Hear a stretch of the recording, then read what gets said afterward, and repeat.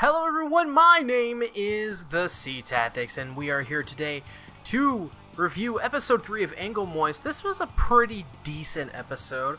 I wouldn't say it's the best we've had so far, but as far as third episodes go, pretty good. It got me more interested in the stories, well, the characters, I guess, and it had a pretty cool cliffhanger, so I guess let's just go ahead and get right into it. Episode 3 of Angolmois begins with Tsushima forces retreating from the Mongol attack, and they run into an armor-clad Jinzaburo who rallies the soldiers together to drive off the Mongols that are in pursuit.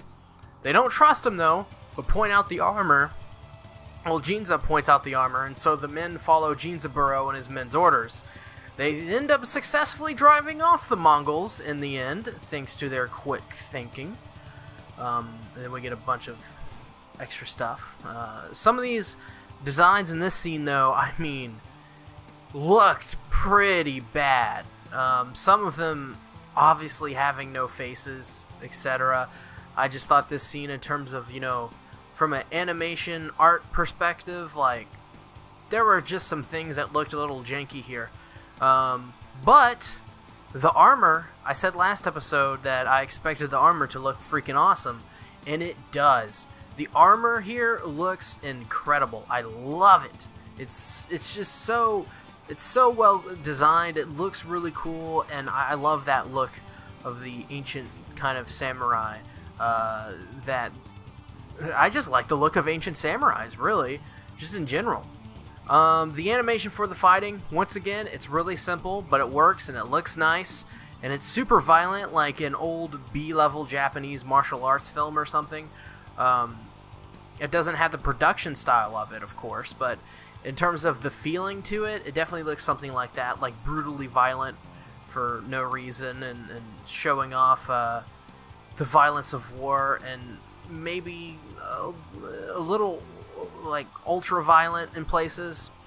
But man, it just made me think though, Jinzaburo is really good at all of this stuff he does in this whole episode, and really this whole series so far.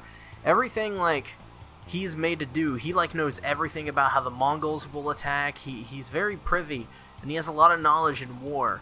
And I mean, and if it wasn't for this guy's smarts, they probably would have been dead at the beginning of this episode if he wasn't there. After that, we see Princess Tehrui offer her support to injured and dying soldiers. One of the soldiers demands Tehrui be taken home, but she refuses and puts a blade to one of their throats to convince them to stay put. That she's staying put.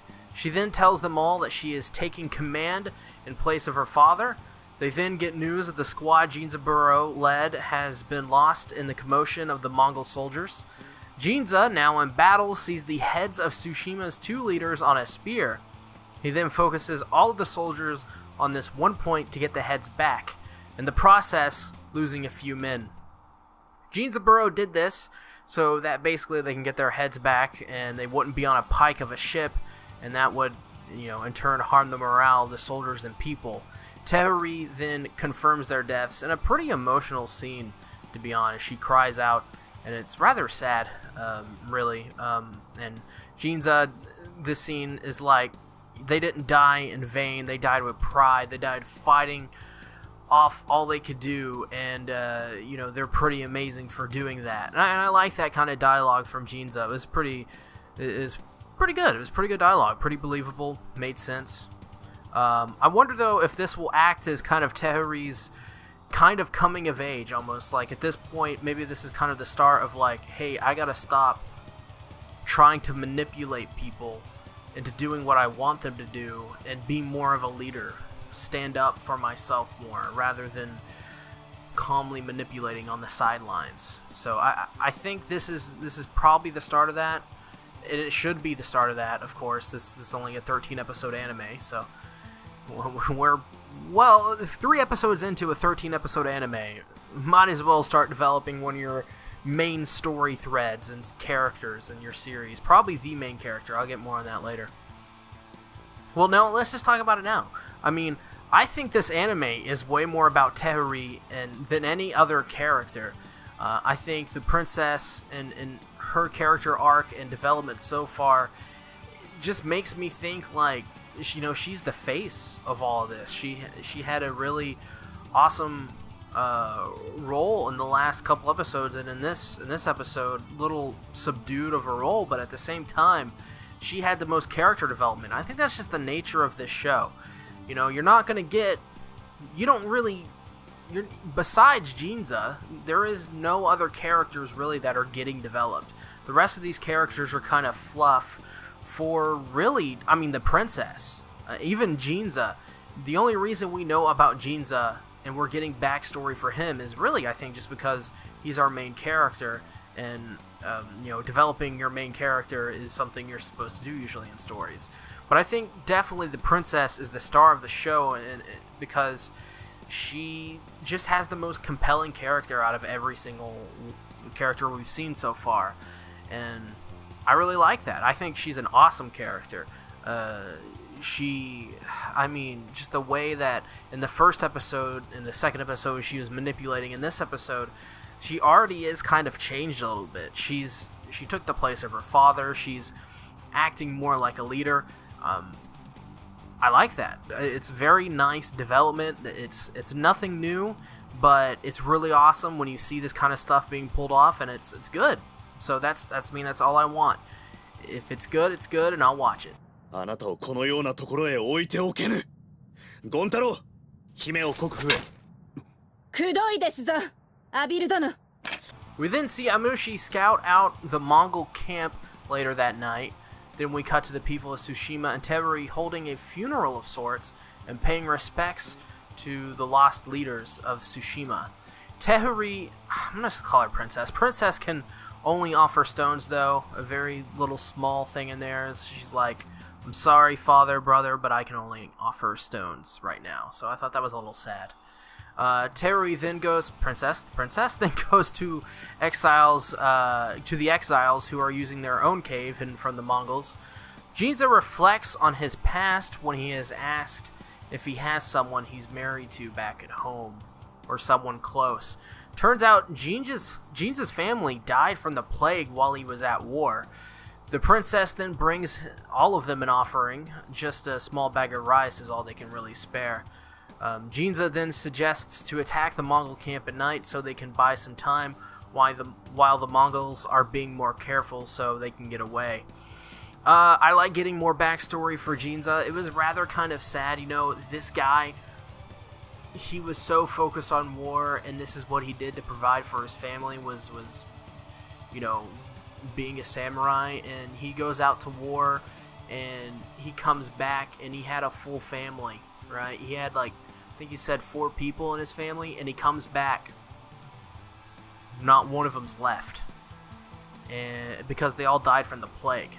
And that's a rather tragic backstory. He's really honestly got nothing to lose, and the reason he's doing all of this, really, it makes you wonder, what is the true reasoning behind doing all this? Is it really just so he can possibly gain his freedom? Because, he's got nothing really to live for. So, what's the point of him doing any of this if, he's got no one? I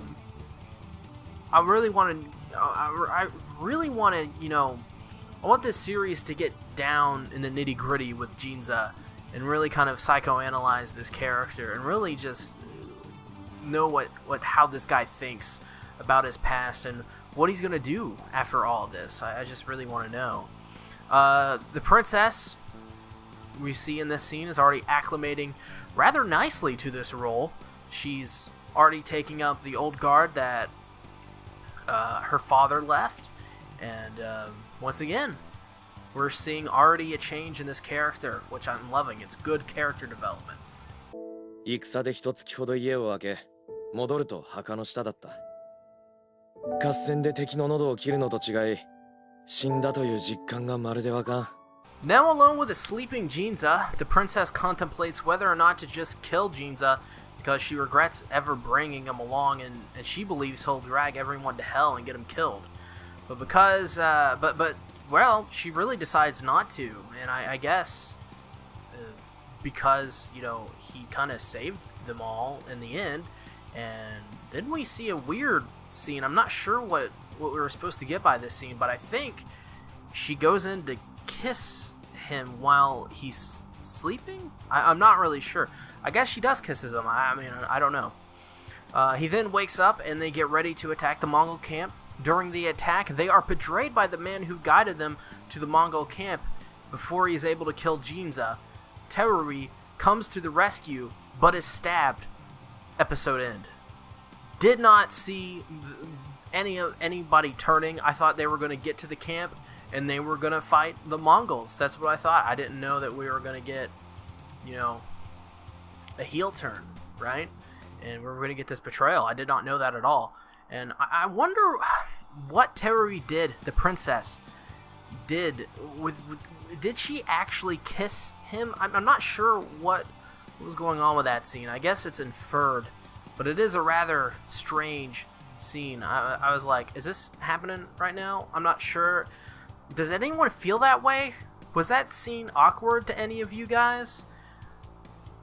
I hope I'm not wrong, but I watched it 2 times, and both times I was like, this just feels rather soon. Like, I'm, and you know, we're gonna get into some theories. I guess we should get into them now. For the princess's feelings, I don't get the feeling that Jinza is even aware of the princess right now in that capacity at all, and that may be on purpose because he may still be living in the past. He still has feelings for his old family. And it also makes me wonder if the princess's feelings are genuine, or is this kind of like a puppy love, like the first man that showed up that has any sort of like power, right?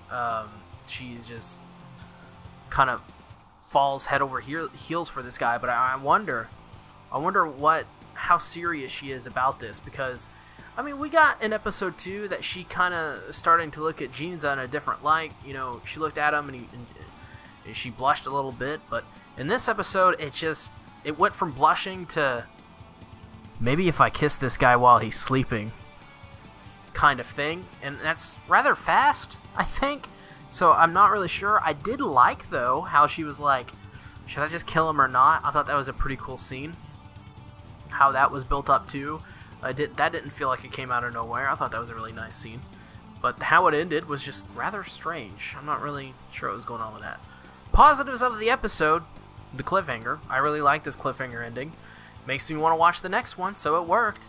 The princess's character development, she had some really awesome development this episode. I'm really glad that they are focusing so much on this character. She is just so compelling. I love her. She's great. And it's not because she's a best girl anime babe. Also nice animation as well, besides those, you know, bad character designs. And that's what I say is one of the negatives, actually, is the character designs at some points in this are really not that great. And some of the animation is really not that good in this. There's a lot of rough parts in this episode, but for the most part, it's still pretty good animation. Also, the negatives, cliffhanger. Because I want to see more, and you're not giving me more. But yeah, other than that, great episode. I really want to know what you guys think for this episode. What you guys think about the scene with the princess and Jinza, and what do you guys think about the heel turn at the end, the surprise turn? I really want to know, so put down the comments below. And while you're doing that, I guess, if you haven't already, hit that subscribe button and ring the bell so you never miss a video from me.